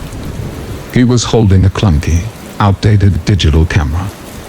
We stood there for a second, just looking at each other. He seemed confused to see me. After what felt like an eternity, I remembered how to speak. "What the fuck are you doing?" My voice seemed to startle him, and he immediately turned. He ran through the backyard, towards the red house, and into the dark. After that, I didn't see any strange flashes of light, or hear any crunching of leaf noises. It really freaks me out to think how many nights he could have been standing out there in the dark, watching me. Story 18. So I'm reading these posts, and decide maybe I should post what happened to my friend and I, in high school. I was in 10th grade, and we had a 4-day weekend, in the winter. Her cousin was older, in her 20s, and had a small house, about 2 hours away in the country. She said we could spend the weekend with her. It was pretty rural, very beautiful and quiet. One gas station that had Krispy Kremes, delivered daily. We'd go up there to get our donuts and come home. A very short drive, maybe 2 minutes. We had a good time watching movies and such, and went to bed around 1 a.m. The bedroom we stayed at had 2 windows, with those cheap plastic blinds, and one had a bed beneath it. We lie down, and my friend falls asleep very fast, leaving me to a quiet house. As I'm drifting off, I hear very soft, almost imperceptible, slight dragging sounds, followed by a small crunch. The noises got louder, and suddenly, a shadow slides over us. The moon was bright, and the ground was covered in snow. It was like someone was standing outside the window, with the moonlight shining behind them. My heart was pounding, and racing, and feels like it's about to burst, and I hold my breath, for longer than I thought was possible. The noises started, and the shadow walked away. I could not sleep, and lied curled up, in the middle of the bedroom, terrified until daylight hit, when I finally got the guts to move from my position, and get her cousin. After I told her what happened, we went outside, and there were footsteps, leading up to the window, and then back away again. We were so terrified, 3 females out there alone. We packed up so fast, and got out of there in under 10 minutes. To this day, I can't sleep under a window. I still love Krispy Kreme, though. Story 19. I was 21 years old at the time, and I was having one hell of a summer. I had taken a break from my college courses, and started working a full-time and a part-time job. I worked part-time at a grocery store, which is where I met a lot of people, and got to even go to some parties with some of these people. I was the type of person that, if you put a drink in my hand, then I was going to be smiling and having a great time. I never wanted to cause trouble with anybody. It was about mid-July, and I had just gotten off work at the grocery store. I called my buddy up that worked at the store with me to see if he wanted to grab a drink or two. He said that he was going to go to someone's house party instead of a bar that night, so I decided to meet him there. I went home, changed clothes, and proceeded to drive out to the party. It was about 10:30 p.m., and I decided to drive out to this swampy-looking area, surrounded by trailers, and a dirt road for several miles. I remember turning onto this road, where the house was located, and I saw about a quarter of a mile ahead of me, a pickup truck, with its emergency flashes on. I took a quick look at it, and thought maybe it was my friend's truck, because it looked familiar. I drove up to the truck and saw a guy sitting in the driver's seat, with a girl in the passenger seat. I told him that I had mistaken them for someone else, and asked if they were okay. The man looked like he was already boozed up, and looked at me, with a drunken smile, stating, "I'm fine, I'm just trying to figure out what's going on myself." Once I checked to be sure that they were okay, I went about my business, and drove to the party. It was the last time I spoke to that person. I arrived to the party shortly thereafter, and looking back at it now, I wish I had never got out of my truck, and set foot on that property. There were people standing around, chatting in the front yard, while another guy kept yelling back at someone in the trailer. I guess an altercation or disagreement had taken place before I got there, because all I kept hearing was someone saying, "I'm gonna fuck that motherfucker up if he sets a foot around here again." I did my best to ignore all of it, and went inside to play beer pong with some people I knew.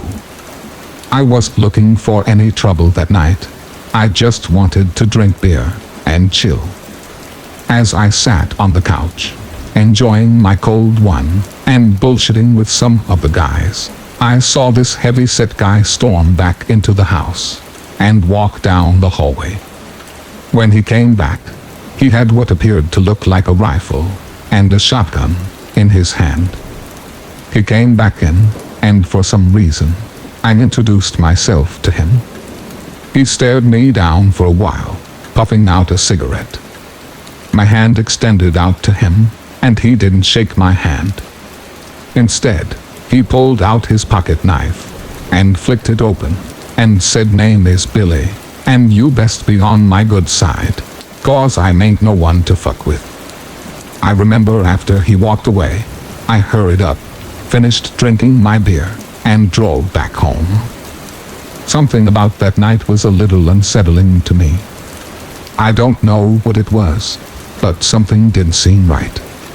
A few days passed, and I was on my way to work. I had to stop to fuel up, so I stopped at a convenience store and went inside to pay for gas. When I went in, I saw the newspaper rack over by the counter, and when I went to go look at it, one article was titled "Man Found Dead Near the River." The article title wasn't what gave me chills. It was a picture underneath the title. It was a man I saw parked outside the road that night when I was heading to the party. People believed that someone had murdered him, and to this day, I don't believe the case was ever solved. I think back on that night sometimes, wondering if I was just at the wrong place at the wrong time, but I also think someone at that party had to have some involvement with the killing of that man. Sometimes I wonder if Billy was the man who murdered the guy, but I don't know. What I do know is after that incident, I was very careful about who I hung out with on the weekends. Story 20. This just happened 2 nights ago. I'm not over it. I was working in my bedroom, which is where my desktop is set up. It was about 1245 when I decided to wind down for the night. My husband had gone to bed around 9 p.m., but offered to take the guest room so I didn't have to stop working. He's awesome. Typically, when this happens, my husband takes the dog with him. So imagine my surprise when I turned off the lights and saw my pup crawl out from the other side of the bed, give a big stretch, and come up to me. It was now 1 a.m. on the dot. I turned on the patio light to let the dog out to go potty. She is older and tends to wake us up in the middle of the night to go. I thought I would prevent that from happening. I watched through the blinds as my dog stared out and began to wag her tail profusely. She crept just out of view, her eyes very focused. I got a gross sense of dread and began to panic. I threw the door open and called for her. That's when I heard him. I don't know what he said. I was too petrified to listen, really. She didn't come at first, just kind of looked at me and then back at the person on my porch who I couldn't see. I noticed then that there were pillows and a blanket stacked on top of my grill that for sure weren't mine. I screamed my dog's name and she came back in. I ran to the other side of the house and woke my husband up, shouting that there was someone on our porch. He got up in disbelief and wandered to our patio entrance from the kitchen and opened the door. There, a young man in his 20s or so sat on the ground against our house. He was barefoot and on the same wall that the bedroom entrance to the patio was on, which is why I couldn't see him unless I had stepped out. My husband asked if he was all right but couldn't hear his response. My husband told him that he was at the wrong house and that he needed to leave. We went to our safe and grabbed our gun, trying to talk through the insanity and our nerves. We didn't live in a crime-heavy city, and we've never heard about anything happening in our neighborhood. Nothing like this had ever happened to us before. There we were 1 a.m. with a stranger on our patio who had been there for God only knows how long in the dark.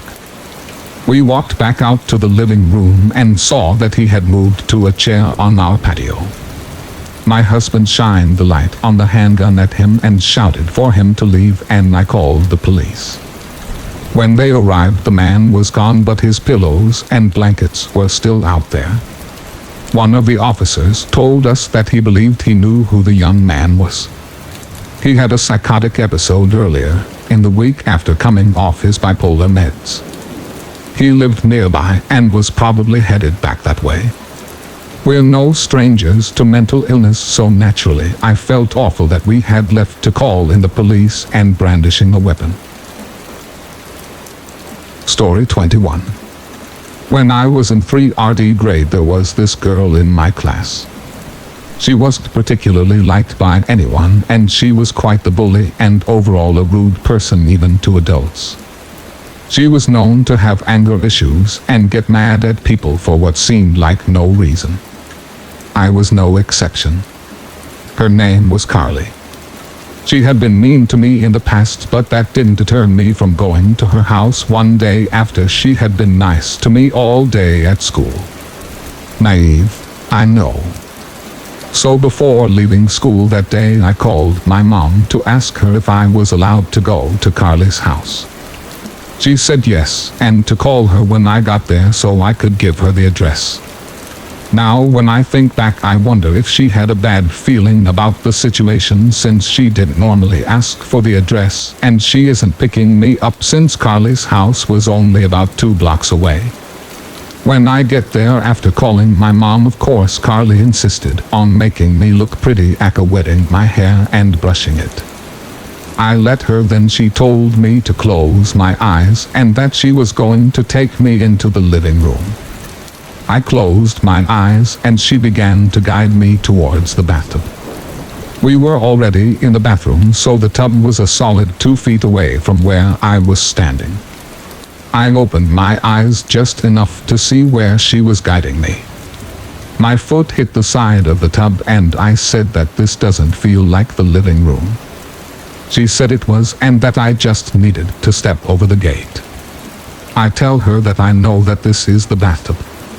She stops trying to get me into the tub and brings me to the kitchen instead. She said she's going to make cereal. I was standing behind her when she reached into the dishwasher and said she was grabbing a spoon. The way she clarified that she was grabbing a spoon immediately told me what she was going to grab, and it was for sure not a spoon. I can still remember the feeling of dread that overcame me when she said those words. She pulls out a large knife and backs me into the corner, holding the knife only 2 inches away from my neck. I can't remember if any words were exchanged during this. Maybe I was too shocked to say anything. I only stayed there for maybe 30 seconds before I pushed her aside and ran towards the door. I grabbed my backpack and put on my winter boots. By the time I had my boots on, Carly was trying to block the sliding door. I pushed past her and flung the door open. I ran down her patio steps and out the front gate, not bothering to close it. I just wanted to get home where I was safe. I remember her yelling at me as her dog escaped through the open gate. I didn't care. One of her neighbors who was in the front lawn waved and smiled at me, clearly oblivious to what had just gone down. I ran down the road and to my house, not stopping once. It wasn't until I was in the door of my house that I broke down. I began to cry and yell for my mom. My 2 older sisters yelling at me to shut up. My mom walked over to me and immediately knew something was wrong. I explained to her what happened and she was very understanding and freaked out. I can't remember if this was the same day or the next day that I had to talk to a police officer about what happened. He asked me what kind of knife it was and what not. I think my mom relayed most of the story to him because I don't remember having to say much. They got in contact with Carly's foster mom and Carly got in big shit for it. At school, Carly yelled at me for getting the cops involved and tried to guilt trip me by saying her mom threatened to put her back in foster care if she did anything like that again. I told her I didn't care. The school was also notified about the situation, and the teachers made sure to keep an extra eye on her, but that didn't mean I wasn't paranoid around her. I made sure to keep my guard up for the rest of the school year. I always thought it was a bit extreme to involve the cops, but it ended up making Carly never mess with me again. I ended up moving after that year for unrelated reasons, only to move back before I started 6th grade.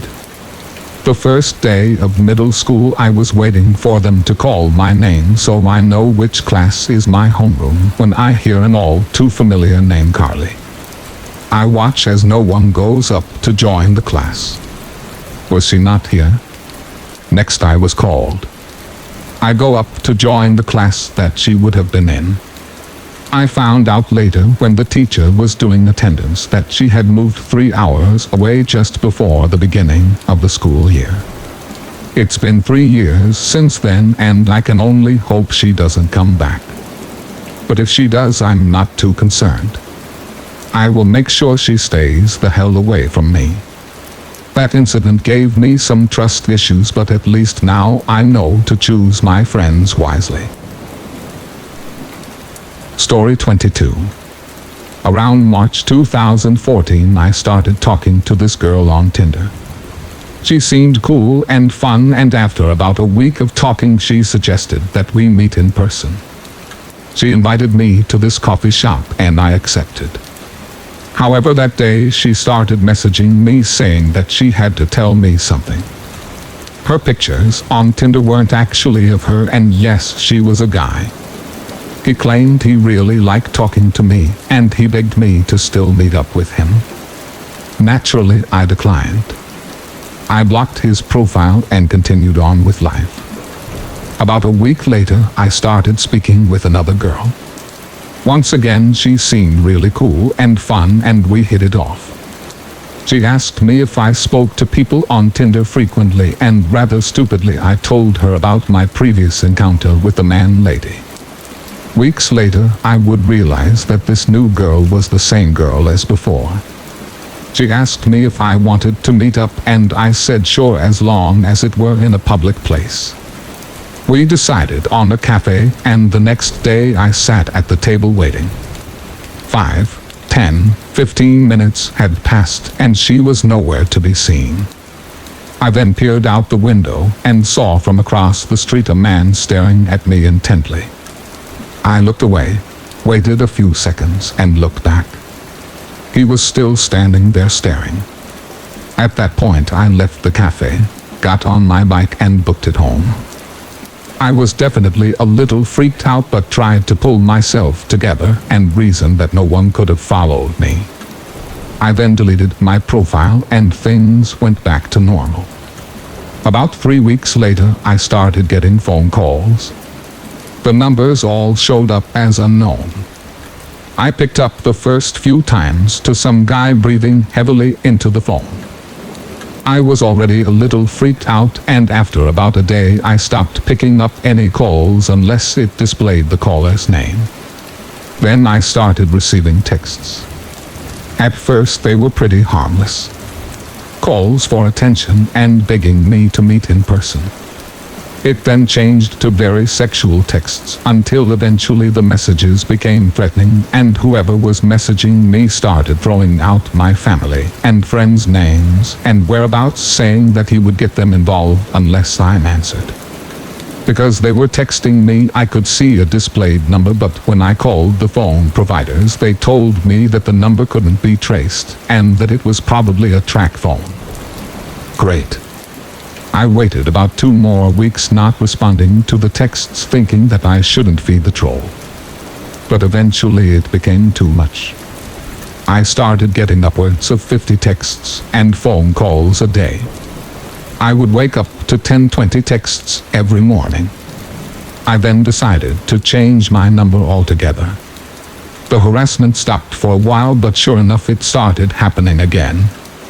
I called my phone provider asking if they ever gave out my number at a user's request, and they said that their policy stated that they wouldn't give out a number unless valid identification had been provided. Then one day I tried logging into my Facebook but was denied. Within a day, friends started contacting me asking me what the hell I was doing, saying that they were getting terrible messages from my account. In particular, one of my girlfriends was receiving messages about her mom who died years ago. I apologized profusely and told people what was going on. I contacted Facebook and explained the situation, and they helped me access my account again, at which point I just deactivated it for a while. Enough was enough. I decided to contact the FBI, explaining what had been going on for over a month now. They documented everything and told me since I or any of my relatives were not in any immediate danger, they probably wouldn't be able to do anything. At that point I felt stuck. I thought about hiring a private investigator or a hacker, but I decided against it and just hoped that it would fade out if I never answered. I left my Facebook deactivated and ignored any texts or phone calls.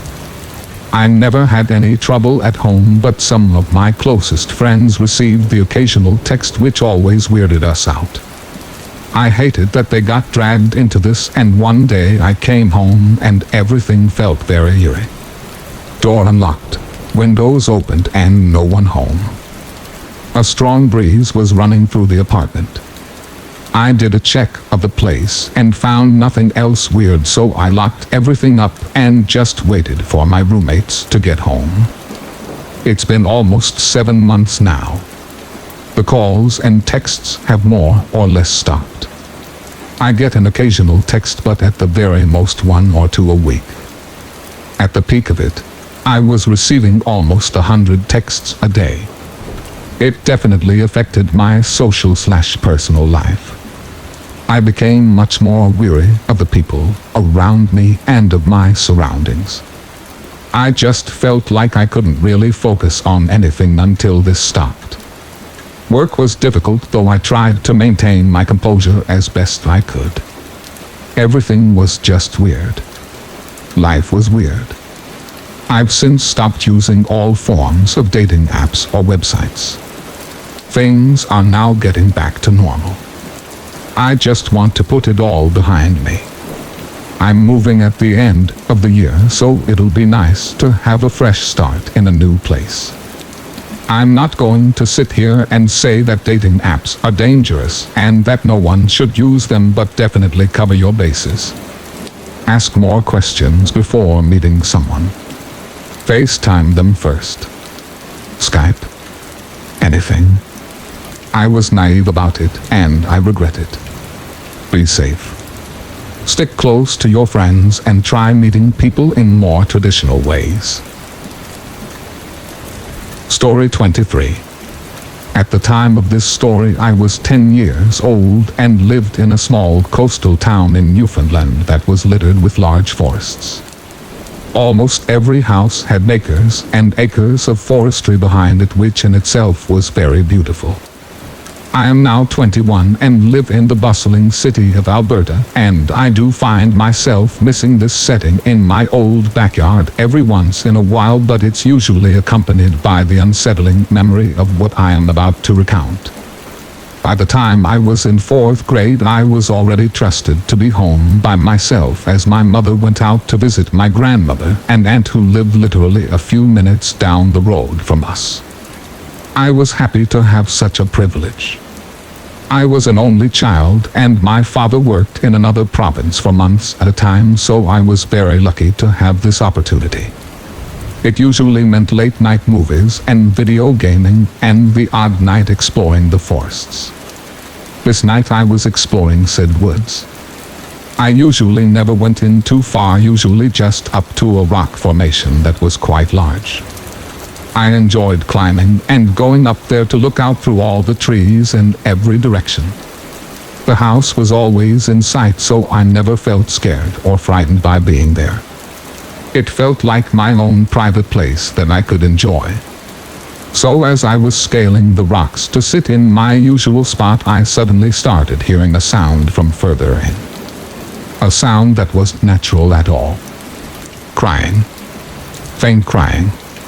It sounded like a child, perhaps even an infant, crying relentlessly. I was more puzzled than scared, since crying was the last thing I would expect to hear in the forest.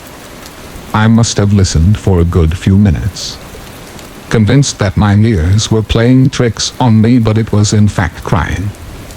In my mind, I imagined it was a young girl that somehow wandered too far into the forest and needed help. I considered going back to the house and calling my mother to help, but then I worried that the girl would wander further beyond earshot.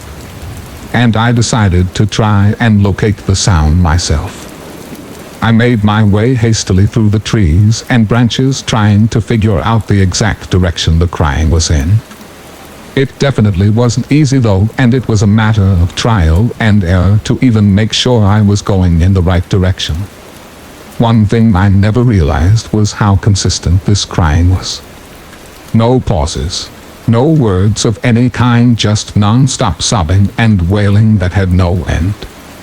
What I did notice is the closer that I got to the sound, the more metallic it sounded to me. I eventually reached a small clearing that only had a few small trees and bushes and nothing else. I had never gone this far in before, so this was the first time I had ever seen it. When I made my way in, it didn't take me long to find the source of the sound. A gray tape recorder, one of the biggest I had ever seen. It was peeking out of one of the bushes, and the crying was coming out of the speakers. This really disturbed me, as I had went all this way expecting to find the real person, but it was only a tape recorder. As I was about to shut it off, I heard another sound coming from just the opposite direction. It sounded like steady steps advancing my way. It only took seeing a tall, shadowy figure coming my way to send me running. Fortunately, by some miracle, I recognized my way back by identifying rocks and trees as landmarks. Looking back, this probably saved my life. I never looked back, and I didn't try listening to see if the person was following me. I just kept telling myself to make it home and nothing else. I had to go home. Once I saw the large rock formation, it didn't take me long to know the rest of my way without needing to survey my surroundings. I was out of the forest in record time and immediately ran into my house, locking the door and shutting off all the lights, and I went into my bedroom. I didn't want this person to know where I lived, or I would really be done for. After shutting the curtains of my window, I peeked out through them as discreetly as I could to see if whoever had been out there had actually managed to keep up with me. I didn't see anyone, but I stayed by that window for a good hour waiting for something to emerge out of the forest's shadow, but nothing ever did. After that, I went straight to bed. I never did tell my mother about what happened that night, and I also was never able to venture back into the forest again. Story 24. I struggled all my life with severe anxiety. I used to have crazy blackout panic attacks when I was little, which as I got older manifested into depression and insomnia. I often overthink things as I try to go to sleep, so I have a hard time sleeping. When I do get decent sleep, I often experience sleep paralysis, which has made me terrified to sleep for a normal amount of time. This all plays into the story, as I often get up and walk around to think and calm myself if I'm having an anxiety attack. So about a month ago, it was around 2 a.m. and I couldn't get any sleep. I was having trouble with my ex and couldn't stop overthinking everything. As per usual, I got up and wandered. I walked up to a park a few miles away from my house.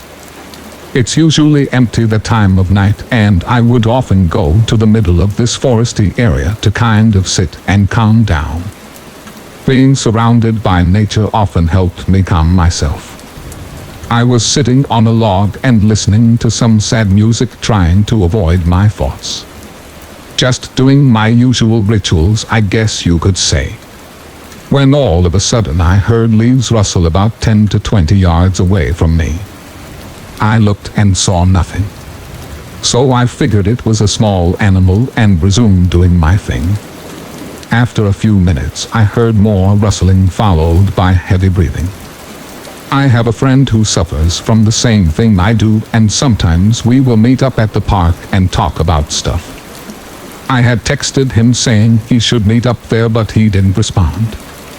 I thought maybe it was him climbing up the hill where I was at, so I loudly whispered his name and received no answer.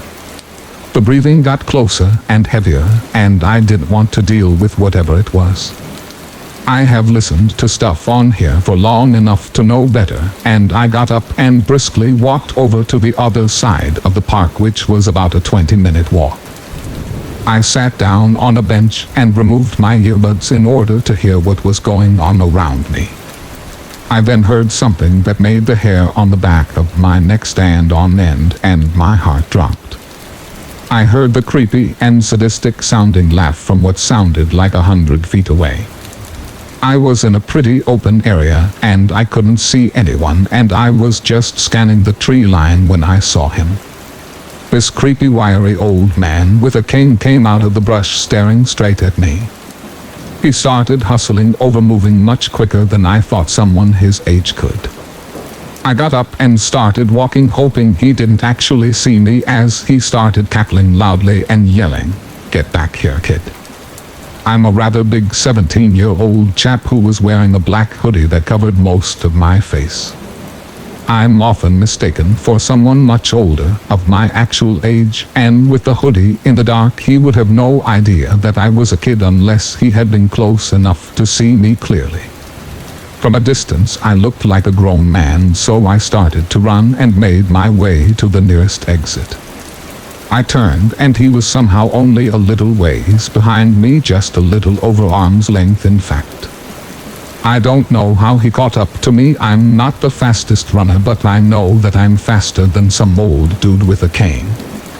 When I looked back, he grinned this big toothless smile and said, "Why are you running?" "I just want to be friends." I sprinted home, zigzagged through different blocks, so I knew I would lose him. I locked all my doors and windows and went to bed. It was a weird encounter, but I've had weirder before at that park. The thing that makes this weird is that my manager at work told me that some old guy came in last week asking if I was in specifically, and that he needed to talk to me. I don't know if he's figured out my name or where I work, but I'm scared shitless of what else this guy knows. I'm in a band, and we were in the local newspaper a while ago, so that could be how he got the name, but who knows. My manager told me she'd call the police if he came back. I really hope to never meet him again.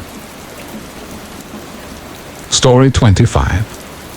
I had just finished my last patrol of the night at an apartment complex, and I was just about to get into my patrol car in the parking when I heard a guy shouting at me from somewhere up near top of the apartment building. He was on the 14th floor, I believe, and was screaming for police. I had no idea what the hell was going on, and I scrambled into the building and up to the floor that I thought he was on. Nope. Wrong floor, and I take the stairs and run down the hallways until I find his apartment. He was surprisingly calm, although very rude. He told me it took me long enough and that he could have died. When I get to his door, it looks like he'd been on a 5-day booze and meth binge, and I wasn't wrong. His arms were covered in self-inflicted wounds, and I asked him if he would mind if I placed him in handcuffs for the safety of both of us. He actually agrees, and so I put him in cuffs and let him sit on a chair near the front door. His apartment is littered with cardboard boxes, empty beer cans, and obvious drug paraphernalia: crack pipes, used needles, latex tourniquets, and what I recall being a couple of lines of cocaine on a countertop. I ask him how he got his injuries, and he tells me that he did them to himself. Naturally, I ask him what he used, and he pointed me to a razor. He then goes on to tell me about how I can call him insane if I want, and goes on a rant about how people are spying on him from his balcony. Clearly, I'm not comfortable with this, so I have my dispatcher contact the police. I let him know that the police are on their way, and he's cool with that until I tell him that we need to go to the lobby to meet the police, as they do not have access to the building. At this point, he becomes extremely irate and lunges at me. I'm not sure what he was planning to do whilst being handcuffed, and I wasn't taking any chances. I used some awesome kung fu shit that I had learned in a self-defense course, and the guy goes down on the ground. I inform my dispatcher in the change of situation and pick up the guy and fight with him down the stairs. I had to stop on every floor in order to get him to stop resisting because some of his self-mutilation was fresh and I had blood all over my gloves, clothes, boots, and there was blood all down the stairs and where I had him up against the wall on every floor. I could just imagine the people waking up in the morning and seeing a trail of blood leading from the top of the stairs all the way down to the bottom. After reaching the lobby, my backup arrived and helped me get the guy under control. The police had apparently been given the wrong address and showed up 45 minutes later after they'd been called. From the start of the incident to finishing the report, I worked an extra hour and a half and have never taken such a long, thorough shower in my life. Even then, I still feel like I need a wash. This isn't my only story though. As before this, I worked as a security guard in a large shopping mall situated downtown. I saw a drunken man fall off a balcony and land headfirst on the ground below. He lived but had some seriously nasty wounds. The sound that makes is one I will never forget. Another incident is a man with an apparent mental handicap used the mail room of an attached business tower as his bathroom. A large puddle of piss accompanied by shit smeared down the wall. You could tell he was squatting up against the wall. How he got into the tower was beyond us. Didn't see him enter when we viewed the security camera footage. We only saw him leave. On another occasion, I was patrolling a construction yard and saw a guy rave dance in the middle of the yard. Clearly not supposed to be there. I was shocked, and as I approached him I inquired to exactly what he was doing. He didn't react in the way I would expect for someone rave dancing. Out of the blue he stops his dance, reaches into his back pocket, and produces a very large knife. Without a second thought he lunges at me with it. I was completely unprepared, and he hits me straight in the chest. Fortunately, I was wearing my stab vest, so there was no penetration, but he broke the protective plating within the vest. It was a pretty hard stab. He stood there for a moment when he noticed that I was okay, and I managed to detain him. But my God, for those few seconds that you see a knife rushing towards you, you think it could be the end. And that is absolutely horrifying. That feeling of utter fear and terror knowing that your life could be over in mere seconds. On another occasion, I was patrolling a Ford dealership and I notice a guy peeking into windows of cars on the lot. I ask him what exactly he's doing, just striking up a conversation to try and find out who he is. Before I even finish asking him how he is, I found myself staring down the barrel of a handgun. I was scared shitless, again in another situation where I was quite confident that my life could very well and truly be over in a matter of seconds. I find myself unable to move except my arms, and my hands went up over my head before I even realized what I was in the middle of. I clearly remember hearing the firing mechanism click against the bullet, but fortunately through some kind of miracle it didn't fire. Without thinking, I pressed the emergency alert button on my radio. I ran and ducked behind a car and immediately described the suspect in as much detail as I could. Police, canine and helicopters dispatched, and find the guy hiding under a CAT tractor in a nearby heavy equipment dealership. On another occasion, I was patrolling a rather sketchy apartment building with my partner, and we found ourselves having to arrest some chick for assault by trespass as she spat in my partner's face whilst we attempted to escort her from the property. She did not live there and had no reason to be in the building. A guy, unrelated to the incident, saw me trying to place my handcuffs on this chick and decided it would be a good idea to football tackle me. I find myself unable to breathe and coughing up blood. Contusions to the left lung was what caused that. While defending myself from a drunk high 6'5", 200-pound man, a son 5'7" and 170 pounds, backup arrives along with police, and we tackle and arrest the man for assault as well as assault on a peace officer, and he tried to trip and kick one of the police officers. When the court date finally came, he showed up wearing a leather jacket, dirty jeans, a ripped t-shirt, and smelling of weed. He shouted in court, claimed I tried to get him in a headlock, which wouldn't have been relevant anyway, and needless to say, he was convicted. When I was working at the mall, I was dispatched to one of the parkades attached to the mall and was after a woman who called our security office via help phone. The dispatcher tells me that the woman was hysterical and unable to explicitly say what was wrong, but on the security cameras there is a car near the help phone parked in a stall with the front passenger door ajar and what appeared to be blood on the windshield. The driver is in his seat but not moving. Fearing the worst, our entire team rushes over there.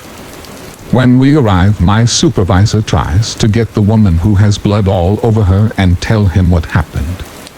I look in the car and see a young man in his early 20s passed out in the driver's seat, pants down, and a very much severed penis only attached by some flesh. The car had strobe lights inside, the kind that are activated by the stereo system's base, and he was apparently an epileptic. She was giving him head when he had a seizure, and he's still profusely bleeding. So I grab gauze from my medkit and attach it to a drop leg holster device on my leg and apply pressure to this guy's crotch. Police, fire, and EMT arrive, and during extrication they accidentally tear his penis off. That was an interesting report to write. I think he did manage to get it put back together. As for whether it worked or not, I will never know. On another incident in the mall, just after closing up from public access, we were heading back to the security office to do a briefing when my supervisor, myself, and our regional manager witnessed an attempted suicide. A guy tried to jump off the third-level balcony and landed on the escalators on the second floor. I run up to the adjacent escalator, which was moving downwards, and hit the emergency shut-off button when I reached him. Broken bones galore and some seriously nasty gashes on his face from the grooves of the escalator steps. Emergency services and the fire team arrive, and he is transported to hospital. I don't think he was successful in his endeavor, and I'm glad he wasn't. I don't know how well he got patched up, but I hope that kid's doing okay. A few years later, I was patrolling a subsidized condo property that the company had a contract with. Very sketchy area. We're walking around when we hear some shouting, and we move to investigate. We saw a guy throw a rock through one of the condo's front windows, so we try and run after him. He gets into his car though and peels off out of the parking lot. We're instructed by our supervisor to follow him in our patrol car, and that just happened to be right next to us. So we do. He notices that we're following him and decides to take off at a high rate of speed. By this time, police have already been notified. We follow him until he turns off the road and onto a major freeway. We speed up and follow him as safely as possible, giving the police dispatcher directions. The guy, who is going at least 160 km an hour now on a 70 km per hour road, loses control of his vehicle and slams into the concrete median and a light pole. The impact sends the vehicle into the air and rolls over, ejecting the guy from the car. He was seriously messed up. Human meat and debris from the vehicle litter both sides of the freeway, which was empty at this hour, thankfully. He was still alive, but his face was mostly destroyed. He was rushed to the hospital, and we were interviewed by police, and my partner spoke to someone from the local news stations. We were told to go home early. Last I heard, the guy was in a vegetative state in our trauma hospital. on another incident. Patrolling a subsidized apartment building for at-risk inner-city retirees, essentially a nice way of putting homeless men over the age of 55, I walked in on a legless prostitute laying on the floor of our rec room, hands down and playing with herself. She reeked of BO and booze and the smell of crystal meth, and I could smell her for at least 10 feet away. She was a regular there and had previously been banned from the property. I didn't want to arrest her. Honestly, I didn't even want to touch her, but she had an arrest warrant and was advised by police to hold her on the property. I managed to coerce her to pull her pants up and bum her way down the stairs to the main floor. The police arrived and they didn't even want to touch her. Honestly, I felt bad that she was living such a life. Thank you for listening, and I wish you good health. Don't forget to subscribe to the channel to support us. Thank you very much.